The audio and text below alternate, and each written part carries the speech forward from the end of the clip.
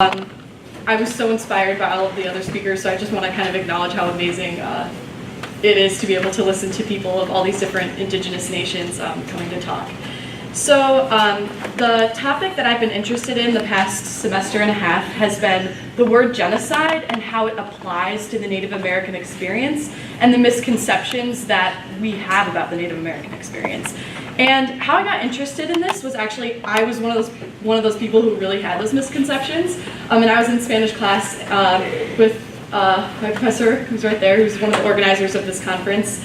And she was talking about the colonization of Mexico and Central America, the role of conquistadors like Hernan Cortez and Francisco Pizarro, and then kind of relating that back to the experience of indigenous people in the United States. And I raised my hand and I said, wait, can't we not make those comparisons? Because in those Spanish-speaking areas, it was a very brutal type of violence that was genocidal, but then in the United States, it was kind of this gradual push towards extinction that happened, not really as intentional. And she said, actually, no, that's not correct at all, but you're not the only person who thinks that. You are one of many people who have that perception of what happened. So then she asked me to kind of study why we have that perception and what is that misperception. So that's something that it's really enlightened me, and I'm kind of embarrassed now that I even had that opinion in the first place. So the term genocide, it was first and famously coined by Polish lawyer Raphael Lemkin in 1944.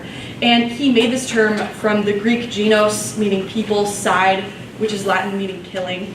And it was created in the wake of the Holocaust as a means to classify a new level of war crime, not comparable to, what we consider more like textbook war crimes, but a really intentional destruction.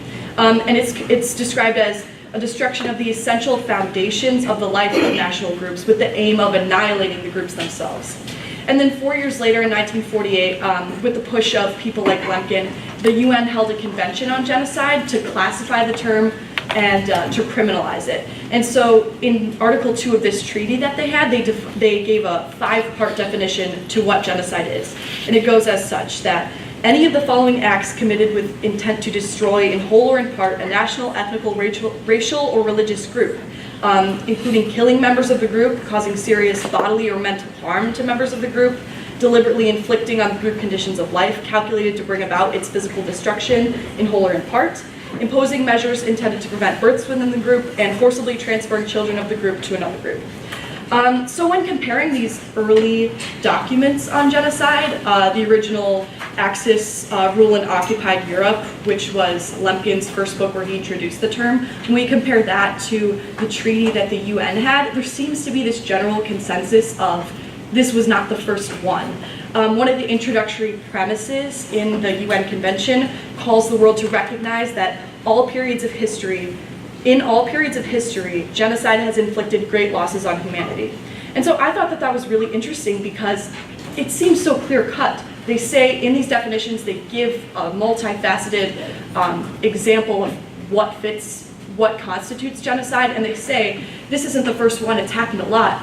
But there's so much scholarly debate about where we can apply the term genocide. And so I found that a lot of the reason for that is it's not really a scholarly or academic exercise, but there's so much political and religious rhetoric involved too. And I think that's just a reaction that can kind of be expected when you take into account the sheer weight of human suffering that's involved, that it's not going to be, this academic exercise. There's a lot of emotion in there.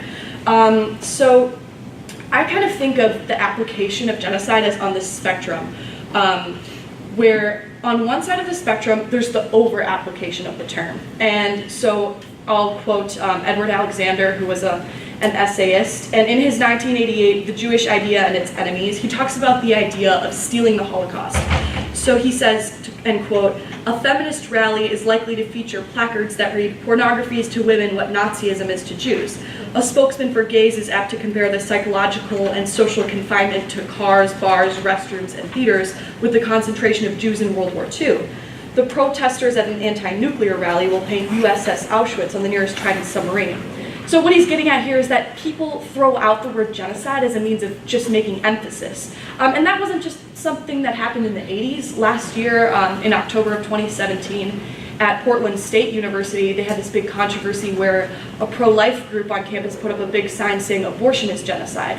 So, and I think that if we use the term irresponsibly like that, it's delegitimizing the suffering of genocide victims. And I think we need to be really cognizant of making sure we're not just politically using the word genocide to emphasize a point. And then, so on the other side of the spectrum, I think there's a type of application which is equally problematic, and that's the withholding of the term. And this manifests itself in the form of the Holocaust uniqueness debate, which is a debate where some very respected scholars, they have a kind of controversial opinion that the Holocaust was the only genocide.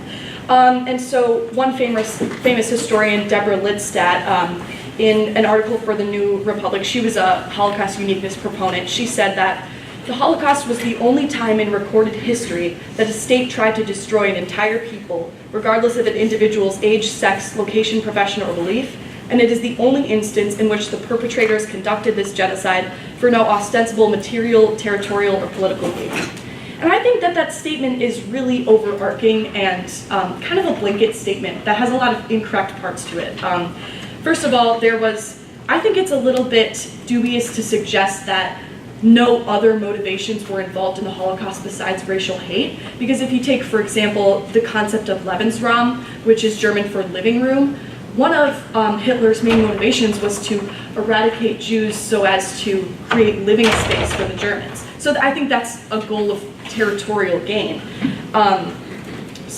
And furthermore, the motivation for resource doesn't declassify a massacre as genocide, which I'll talk about later in genocidal intent. So what I'm trying to get at is that this debate can kind of turn into a sort of monopoly on suffering, which is this like competition about who suffered the most. And the reason that this occurs is because there's moral capital to be gained from claiming that a group is the victim of the worst genocide or the only genocide. Some scholars have thought that the Holocaust uniqueness proponents are trying to monopolize that suffering to legitimize the actions of Israel or the existence of Israel. And they're not the only group who's done this, to try and use their suffering as a means of taking action and gaining political power. So I think by examining these motivations, we can see how we need to be careful about how we use the term genocide. And I think the best way to be careful and deliberate about how we apply the term is to stick to those original definitions outlined by Lemkin and the UN. So the first premise iterated by the UN definition of genocide is the intent to destroy. And one famous genocide scholar, Jason J. Campbell, he broke down the motivators that cause this intent to destroy into 4 categories. So what I tried to do in my research is to just find evidence to fit these motivators and then fit the methodology to prove that the Native American experience was a genocide. So the first motivator is the destruction of social interconnectedness. So this is a result of the differences between the perpetrators and the victims of genocide. So these differences are the ways that groups identify themselves. And these differences escalate until genocide is just the categorical failure to resolve those perceived differences. The perpetrator views the victim group as so different that the only way to reconcile this is to kill them, to eradicate them. And I think social differences that were perceived were a huge driving force between the actions of the European colonizers. And we can see this in the concept of the civilizing mission, which was the idea that the primitive savages needed to be tamed. And so one quote I thought that reflected this was the 1500 Spanish scholar Juan Gines de Sepulveda, who referred to the New World natives as subhuman, and said that they were people who needed to be placed under the authority of civilized and virtuous princes or nations, so that they may learn from the might, wisdom, and law of their conquerors to practice better morals, worthier customs, and a more civilized way of life. So I think that this idea of a difference in civilization was a huge motivator behind the genocidal intent. And one manner this was embodied was in the European obsession with cannibalism. The Europeans were obsessed with whether or not which indigenous groups practiced cannibalism, why they did. And so then that brings us to the next motivator for genocidal intent, which is the reconstruction, reformation of identity.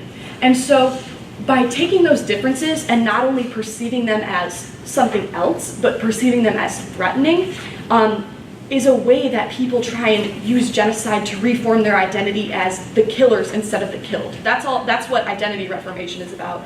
It's about seeing a group as threatening enough in their difference that they need to be destroyed so that we the perpetrators won't be destroyed first.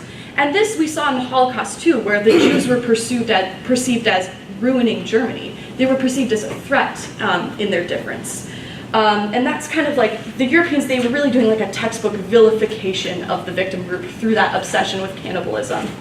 But the Nazi perception of the Jews as inferior kind of stemmed from this 19th, 20th century idea of racial science. That wasn't really in effect by this time because Charles Darwin didn't have his publications out.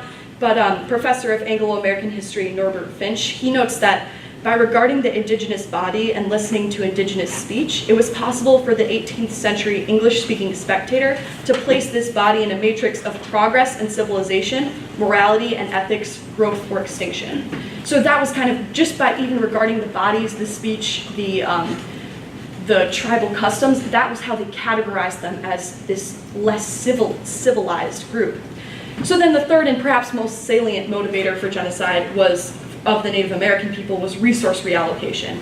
And they just simply had what the Europeans desired, and that was land, gold, and slave labor. So Campbell describes this process at length, where without a legal means to take the desired resources, they use genocide as just a way to free up those resources because they have no other legal way to do it. So I don't think I need to emphasize that land was a big motivator for the genocide, but I thought this quote was important. A Spanish adventurer and an observer of the genocide, Gonzalo Fernandez de Oviedo, he noted that there's not paper nor time enough to tell all that the conquistadors did to ruin the Indians and rob and destroy them of land. So that reallocation of resources was a huge intent all the way up until like the Wounded Knee massacre, which is considered, controversially like the last big genocidal incident. And so, like I said before, that motivator of land, money, power, those don't declassify it as a genocide. That's something that's intertwined in genocidal intent. So the final motivator described by Campbell is the consolidation of power. And so this manifests itself differently in the Native American genocide than what we would consider more textbook genocides like the Holocaust or the Bosnian genocide. Because in those we can really point to specific militaristic states and forces going against one specific group. And I think when we look back, we see, well, how can this be a genocide? Because it wasn't just one group. It wasn't just Germans against Jews, like the Holocaust. It was the Spanish and the British against all these different ethnic groups, these different Native American nations. But what I would argue is that because the perpetrators really did perceive it as an us versus them, then you can make the argument that they were trying to consolidate power. So I found this quote that I thought really represented that. And that's Frank Baum, who was editor of South Dakota's Aberdeen Saturday Pioneer, and actually the author of The Wizard of Oz. He once wrote that the nobility of the redskin is extinguished, and what few are left are a pack of whining curs who lick the hand that smites them. The whites, by law of conquest, by justice of civilization, are masters of the American continent, and the best safety of the frontier settlements will be secured by the total annihilation of the few remaining Indians. So he was not unique in this opinion, and I think that really shows how, though it was, in retrospect, a very complex amount of ethnic groups involved, to the perpetrators, it was very us versus them, whites versus non-whites. So I think that in that sense, you can really argue that they were trying to consolidate power on behalf of people of European descent. So then, united, these motivators form a genocidal intent, which reverberated from the mouths of our most beloved historical leaders, from Christopher Columbus to even George Washington, who ordered his men to lay waste to all the Iroquois settlements around, that the country may not merely be overrun but destroyed. So I think that was something I was surprised about when I was learning this, because there really was genocidal intent. It was not just a gradual push, it was the intent to destroy completely these people. So then the intent is then realized through genocidal methodology. And the genocidal methodology used upon the Native Americans, it does fit into the tripartite categorization that the UN kind of iterates, which was physical genocide, biological genocide, and cultural genocide. So the umbrella of physical genocide includes both direct and indirect killing. So direct physical genocide is murder, And then indirect physical genocide is a subjection to conditions of life whereby nobody could survive. And this could be by lack of proper housing, clothing, food, hygiene, medical care, or excessive work or physical exertion that are likely to result in death. So it's widely evident, as we all know, that Native Americans endured direct genocide, and we see this through all of the different massacres that occurred. And it happened under Spanish colonialism. It happened at Wounded Knee, Sand Creek, in California to the Native Americans there. And so it was kind of just this long process of direct physical genocide that actually resulted in a depopulation rate after Columbian contact of 90 to 98%, which makes it one of the deadliest genocides of all time. Indirect physical genocide also occurred in many forms.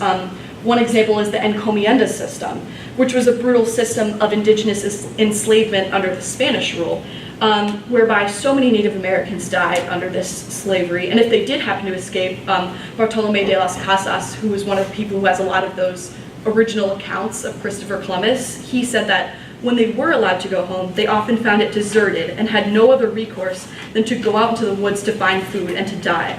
They would go then, falling into the first stream and dying there in desperation. So you can see that they really were subjected to conditions of life where nobody could live. And that's indirect. And that wasn't just under the Spanish. It was also inflicted with British settlements upon the Cherokee, and the Trail of Tears is a really famous example of that, where there's just it cannot allow for survival. So biological genocide is defined by the UN as restricting births, so trying to slow the population growth intentionally of a group. This can be accomplished by sterilization, compulsory abortion, segregation of the sexes, or obstacles to marriage. And there's some research being done about recent examples of this. There's some controversy about in the 1970s coerced abortions to Native American women, further examples in Central America, like in Guatemala. But I won't really iterate those because they're still being talked about, and they're a little bit controversial. But I would argue that definitely many Native American women were subjected to conditions where the conception of a child was unthinkable. William Sherman, a modern historian, he writes that under the encomienda system, women unable to endure more, some of them committed suicide by hanging, starving themselves, or by eating poisonous herbs. Mothers occasionally killed their offspring at birth to spare them future agonies. Las Casas, who I mentioned earlier, he observed that the Native families were so exhausted and depressed on both sides that they had no mind for marital communication, and in this way ceased to procreate. So because of this, the birth rate under Spanish colonialism was reduced to frequently no children being born per family, sometimes one, maybe two. So we can't really prove that they directly were intending this effect to happen, but I think it's safe to assume that they were aware of this effect. Cultural genocide. It's much less specific and direct than physical or biological, but because it's an attempt to destroy characteristics of the group rather than destroying the group itself. But I think it's important to note that Lemkin and other scholars, they never ranked the types of genocide in a hierarchy whereby physical genocide was more punishable than cultural genocide.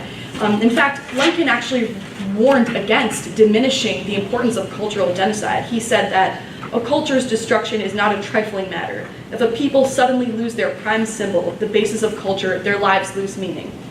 So the cultural genocide of Native Americans, it came to the forefront after the last of the massacres. Once it became less accepted to just be blatantly massacring people, they had this new approach, which is assimilation. And this project in itself was a type of cultural murder. In 1910, U.S. Indian Commissioner Francis Lup, he described the assimilation approach as a mighty pulverizing engine for breaking up the last vestiges of tribal mass. So it featured a couple different goals, like abolishing traditional practices of common land ownership and then replacing those with more England individual property ownership, which kind of ties into the resource reallocation intent. And furthermore, abolishing traditional spiritual practices to replace them with compulsory adoption of Christianity, changing traditional means of tribal governance, dispersing native population, and terminating tribes and bands by just simply declaring them extinct. So these tactics all coincide almost textbook with the UN's layout of what constitutes cultural genocide. And I think a really famous way this manifested itself was in the residential school system. project where which fits into that forcible transferring of children, where students were forced to go to these places where they had the Native American beaten and shamed out of them. And I think a really telling similarity to note is that residential school syndrome, which is the type of PTSD that they specifically define as resulting from being in one of those schools, the symptomologies of that PTSD are almost exactly the same as the symptomologies of concentration camp syndrome, so the PTSD of being in a concentration camp. So I think that's really telling to show the parallel of cultural genocide that occurred.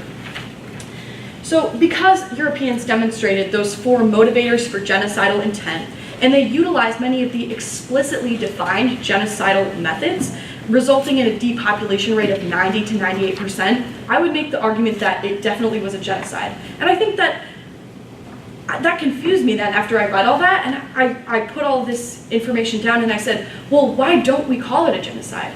What's the problem? And so one of the largest objections that I found to classifying the Native American experience as a genocide was the question of colonialism. So was the mass extinction of American Indians simply a byproduct of colonialism, and is that something different than genocide?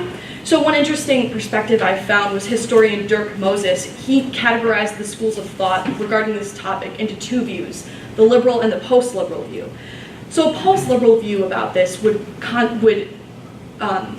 analogize colonialism and genocide to be the same thing in all cases. And I think that is a possible option to be explored. The liberal view focuses on intentional physical genocide with ideological, racially charged motivation, and they emphasize the idea of the state perpetrating it. And for that reason, a lot of times, people who hold that liberal theory, they don't classify these types of things as genocide, but they've created a different term, which they call indigenocide. And they say that the indigenocide, the colonialism, it's built on a different logical foundation, which is more utilitarian and developmental in why it happened. But I think that making that distinction is really problematic in itself, because why do we need to distinguish between indigenocide and genocide? Indigenous peoples are peoples too. The idea that greed was the only thing causing this genocide and not true racial hate, that's kind of playing into something that I call the inevitability construct, which is the idea that it was inevitable that Native Americans were going to die out. And for that reason, it wasn't really a true genocide. And there's a surprising amount of scholars who really, through their classification as indigenocide, they reflect that inevitability construct.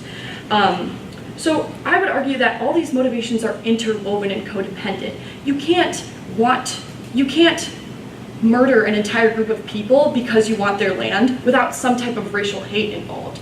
And at the same time, other considered more racially hate-motivated genocides like the Holocaust, there was greed involved. All of these motivations, they can't be separated. And for that reason, I think making the distinction is kind of diminishing the suffering of people under the Native American genocide. Because Lemkin never specified that which type of people could experience genocide. He never said they had to look a certain way, they had to be at a certain level of modernity to be under genocide.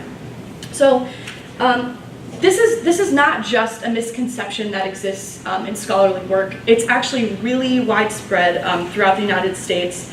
And to kind of explore these misconceptions, I talked to 2 different 5th grade teachers. And so these teachers, they're in areas that they're not reservation schools, but they're areas that have a high number of Native Americans. So Brett Bezanin, he's from Watersmeet, Michigan, and that's 30% Native American population. And Matt Kruger in Lac du Flambeau, Wisconsin, which has 87% Native American population. So I questioned these teachers about their portrayal of American colonization in their curricula, because I thought that maybe in these areas they would have the most accurate depiction because of the sheer number of Native American students that they had. But actually this wasn't the case. Even that curricula was perpetuating these misconceptions. So one of the ways that we kind of minimize our blame in our United States blame in the genocide of Native Americans is to really underestimate the number of Native Americans that there were. And this is something that happens a lot. Like Bezanin articulated that in his curriculum, in the textbook, there's this idea that the United States was a mostly empty land, but sprinkled with a number of nomadic tribes. But interestingly, when we think about the colonization of the Spanish upon indigenous populations, we see those as mighty civilizations. The Aztecs and the Mayans were so modern and civilized that the colonizers brought down. But a lot of Native American nations in the United States were very civilized as well. But we try and downplay that as a way to relegate blame off of ourselves and onto those Spanish colonizers. So, like I said, blame and brutality is projected onto those Spanish conquistadors. So I asked Bezanin to describe how the rhetoric is comparing colonizers associated with America, like Christopher Columbus or the people who started British settlements, versus the rhetoric about the conquistadors. And the conquistadors were portrayed as intentional perpetrators of massacre, war, and slavery. Civilizations were intentionally destroyed. It was aided by institutionalized policies, etc. But then when they describe US colonizers, the rhetoric is more like a worker simply doing the job given to him by his monarchy, going out and establishing colonies. They're using violence just to make room for themselves, but it's not systematic or organized, but rather the wars and battles were just violent encounters of specific groups themselves. And so here you can really see that difference in perception that we have. But Bezanin does note that there has been a positive change in how we talk about Columbus and people like that, so I think that's a really good way that we're moving in our rhetoric. So he says that our texts show a difference in violence between the two. When discussing Mexico and South America, there are more details as to the severity of the conqueror's actions. For example, it talks about the Aztecs eating leather and dirt when their city is surrounded and they are starved to death. There are no details like this in chapters discussing colonial conflicts with natives or westward expansion skirmishes. So those sections usually just state the approximate number who died, not the gruesome details. So I think this is a way to really gloss over the genocide. And that's what happens so often. And the reason is because it's hard for a nation to accept that some of our most beloved historical figures and our national identity was started with a genocide. That doesn't sell, that doesn't sound good. And so I think that's a big reason why that occurs. So due to the vast, widely accepted nature of these misconceptions, I think the application of the term genocide is really important because it carries that moral weight with it to dispel those misconceptions. So Bezanin stated that my biggest challenge in teaching Native American students is when they start realizing how many negative things have happened to their people that they didn't know about. When we discuss reservations, where many of my students live, it's a touchy subject. They've been living on the res all their lives, but when they realize how those reservations came about and how Native people were treated, many of my students definitely have a change in attitude. So I think it's saddening to know that even in these highly Native American areas, they're not getting an accurate depiction of what really happened, and they're kind of getting this Eurocentric view. So I think that some benefits that could come out of the application of the term genocide is just that more accurate picture of what happened. And then that in turn can be transferred into the work that they're doing to change some societal issues that these nations are facing. Because how can they start to face societal issues without knowing where they came from and knowing accurately where they came from? And maybe the term would carry with it the moral weight to change the outright celebration that we do of genocidal perpetrators. Because if we think of, Columbus Day, or we think of the murals that we have here on campus, if we think of Columbus as a mascot of colonization, that doesn't sound as bad. But when we accurately describe him as a mascot of genocide, suddenly that takes a new turn. And I think that's an important distinction to make. So as I would want to wrap up with a quote by Elie Wiesel. He once said, "Of course we would try to forget the past. Why not? It's not natural for a human to repress what causes him pain and what causes him shame. Like the body, memory protects its wounds. When day breaks after a sleepless night, one's ghost must withdraw. The dead are ordered back to their graves. But for the first time in history, we could not bury our dead. We bury their graves within ourselves. For us, forgetting was never an option. Remembering is noble and necessary. The call of memory, the call to memory, reaches us from the very dawn of history." So I'm not saying that applying the term genocide would suddenly and miraculously dispel all these misconceptions, but I think it could be a really good start. Thank you.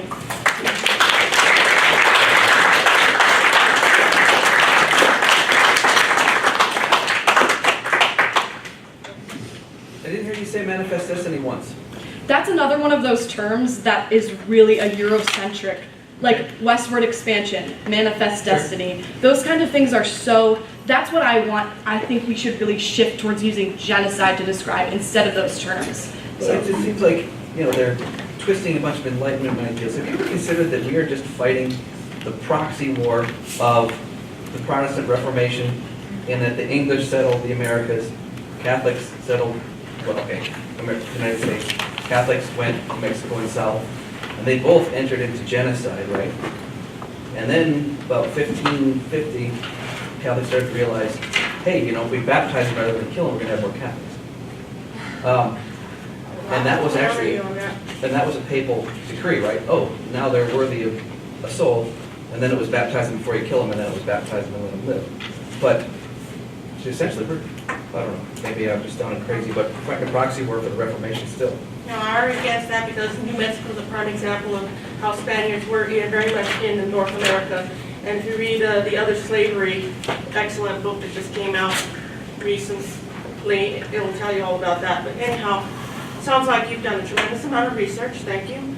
But I would recommend to anybody interested in the subject, if you want it all compact in one book, if I had to choose 2 books on my bookshelf, one being the Bible, the second one is American Holocaust by David L. Stannard. I got a lot of information from that book. That's a really great book. The Frank L. Baum quote. You had a lot to say, and it's a complex subject, but I really am interested to hear, did you look into how adoption of Indian kids out was a form of genocide? Because up until 1975, we know that a full 25% of Indian kids were being adopted out, or adopted by non-tribal family members, and that was what spurred the passage of ICWA, the Indian Child Welfare Act. So did you uncover some information? Actually, I never came across that, but I think that's really interesting. There's so many ways that cultural genocide still manifests itself, because it's less easily named than physical or biological genocide. Well, the United Nations Universal Declaration on Genocide itself does, if you read the document, it's a fabulous resource. It does specifically address that when you take the children out of a community, any community, not limiting it to indigenous communities. That's another shorthand way to effectuate genocide. Right. The forcible transferal of children was a big part that they emphasized, and that was also present in the residential schools, because I think there's a lot of times there's this idea that like they just enrolled them as a kind of like truancy, like you have to go to this school because it's the law. But actually, there were children who were kidnapped. They would beat parents into submission until they would give up their kids to go to these schools. And the schools themselves were very abusive. So I think, and the people knew that going in because they heard stories about it. So there definitely forcible transferal of children, it did occur, and I would not be surprised if it occurred in other spheres too. Hopi men went to prison rather than let their kids be taken. Right. They hid their kids in very not easily accessible areas, remote areas. They hid some of their kids. Of course, we know so many of the kids died that ran away from the boarding schools. Mm-hmm. In the Rocky Mountains, that freeze to death trying to get home. Yeah, it's really harrowing, and I think in the residential schools there were so many examples of the explicitly outlined ways of cultural genocide, and I think one that ties into something we've been talking about in this conference, the language preservation, was just the fact that if the children were speaking, a lot of them didn't know how to speak English, and if they quickly realized we need to learn, otherwise we're going to be beaten and punished. And so just even speaking between themselves, their first language would cause so much punishment. And that's really emphasized in those genocide drafts about how that is murdering the culture, is to prevent the spoken language. They're at Acoma Pueblo in New Mexico.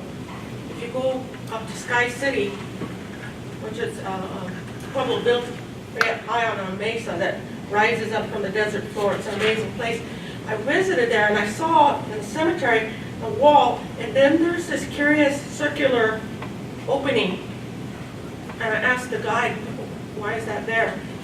And he said because one way they punished the Akamites was to take children and ship them off to the Caribbean to be slaves and other parts of the Spanish Empire at the time.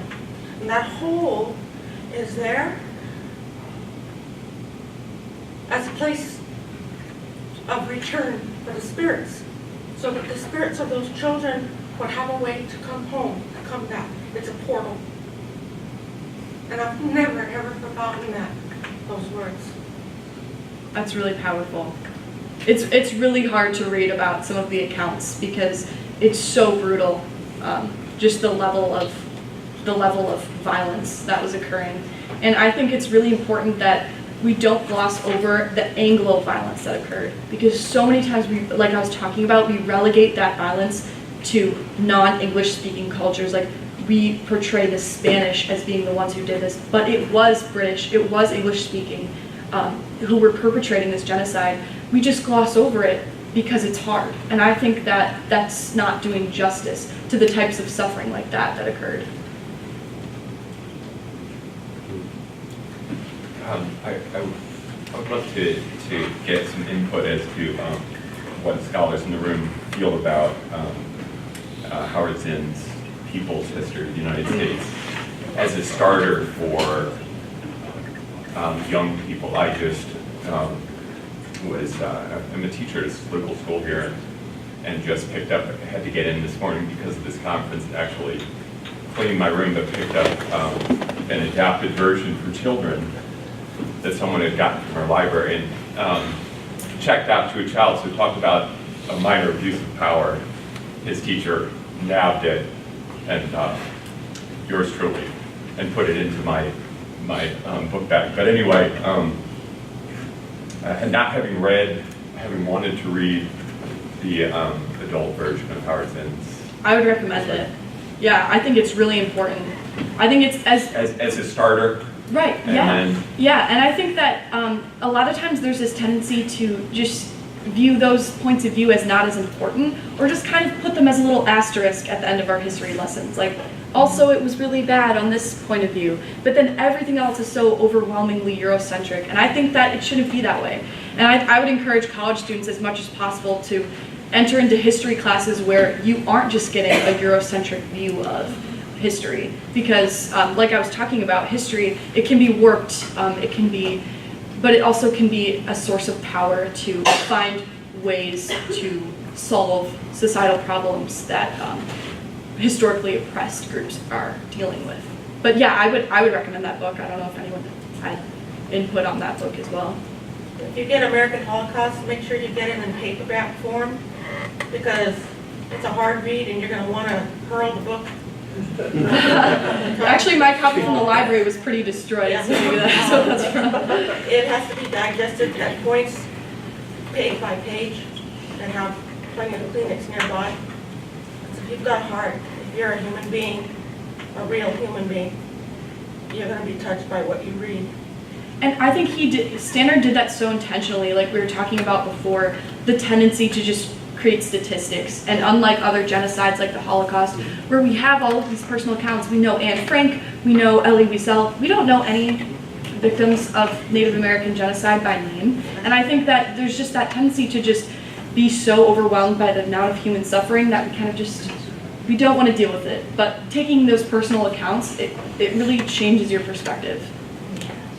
Corinne, did you have to add a question? Well, I mean, I was wondering why I have like two kind of box questions. Well, the first is like, for like the liberal, like not post, but liberal that separated colonialism from the indigenous side.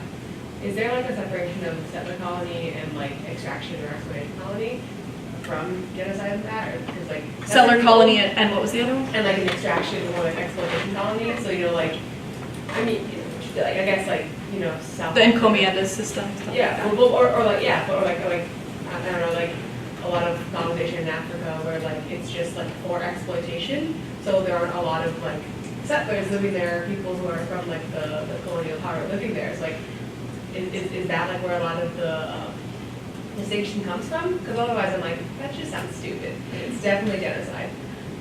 Right. I think that's like like I was talking about, like a reason why that sentiment exists is because of that inevitability where we view like just like the colonization of Africa, we view those ethnic groups as more primitive. We view them as they were just trying to exploit them. So it's not genocide because they wanted to get something out of it. They didn't just want to kill for no reason. But like I was saying, I think all of those motivations are so entwined that to make the distinction is, it's kind of problematic.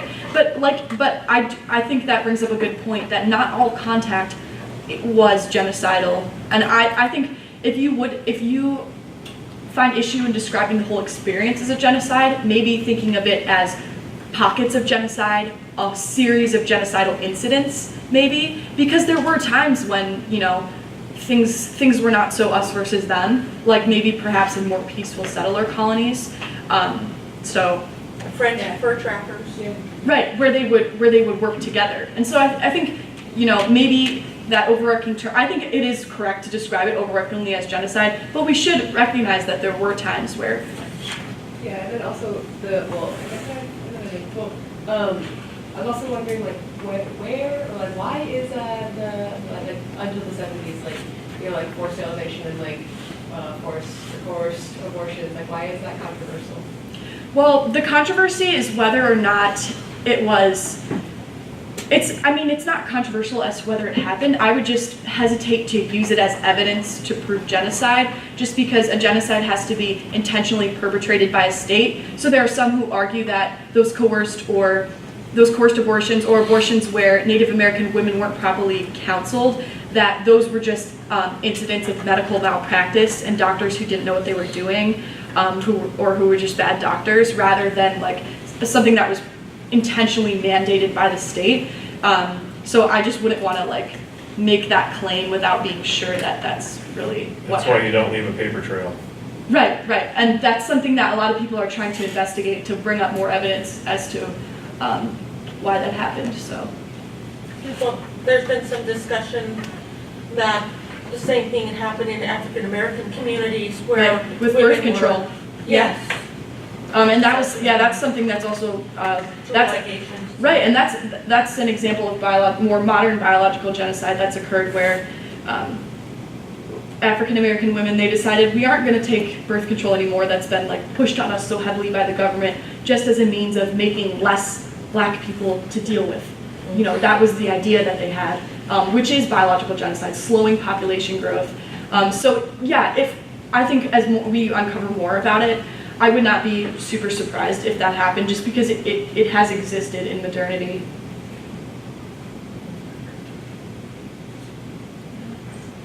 You mentioned denial of services, right?